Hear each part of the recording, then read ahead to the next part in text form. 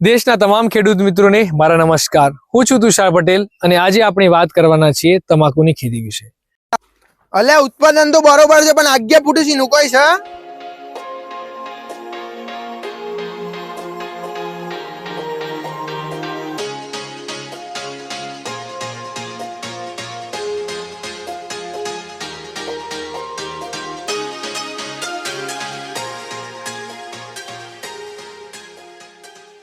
જેના લીધે અલ્ટિમેટલી આપણો માલ છે તમાકુમાં એ પત્તા છે, કે અલ્ટિમેટલી આ પત્તા જ આપણે તોડવાના છે અને આ સૂકવીને આ જ આપણે વેચવાના છે।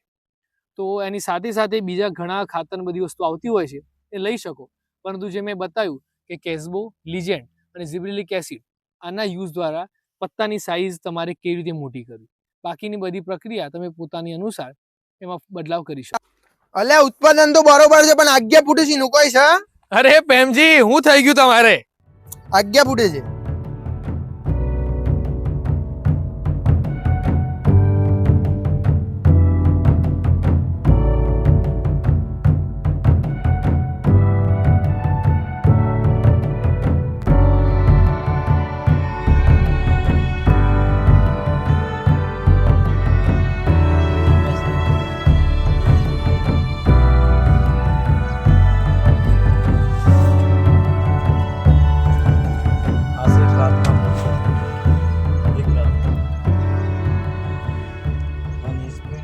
આજ્ઞા ફૂટે છે તો આજ્ઞા માટે પણ આપણે તો વાત કરતા હતા ઉત્પાદન વધારવા માટે, પણ ચલો આજ્ઞા માટે પણ આપણા જોડે એક ઉપાય છે કે જે અમે જોયેલું છે।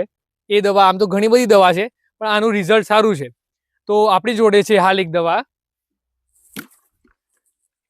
આ છે વાકુંબા।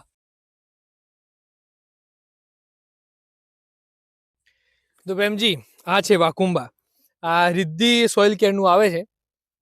આ જ્યારે આપણે જે આજ્ઞા ફૂટે તમાકુમાં ત્યારે આપવાનું હોય છે, એટલે કે જે આજ્ઞા તમારે આવી જાય તો આજ્ઞા આવ્યા પછી આને એકરે 1 લીટર તમારે આપવાનું હોય છે।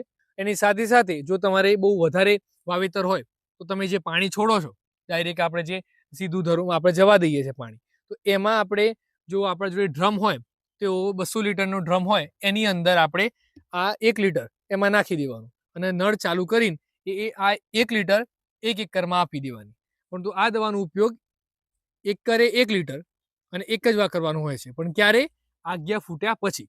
તો એ રીતે આમાં મેં જોયું છે કે ગયા વર્ષે પણ અને આ વર્ષે પણ બહુ લોકોને આમાં રિઝલ્ટ મળ્યા છે। અને આ વાકુંબા સિવાય પણ ઘણી બધી કંપનીઓની દવા આવે છે, પણ આ આપણે ભાઈ જોયેલી છે અને આનું રિઝલ્ટ જોયેલું છે એટલે વાત કરીએ છીએ। આના સિવાય પણ માર્કેટમાં બીજી ઉપલબ્ધ હશે પણ જે કદાચ આપણને ખ્યાલ નહીં હોય, બટ હાલ અમે જે યુઝ કર્યો હતો એ છે આ વાકુંબા। અને અમારે હાલ આમાં તો પ્રશ્ન નથી, પણ જેવી રીતે પ્રેમજીભાઈ અમારે કહે છે કે એમના ખેતરમાં છે તો ત્યાં આપણે જઈને જોઈશું।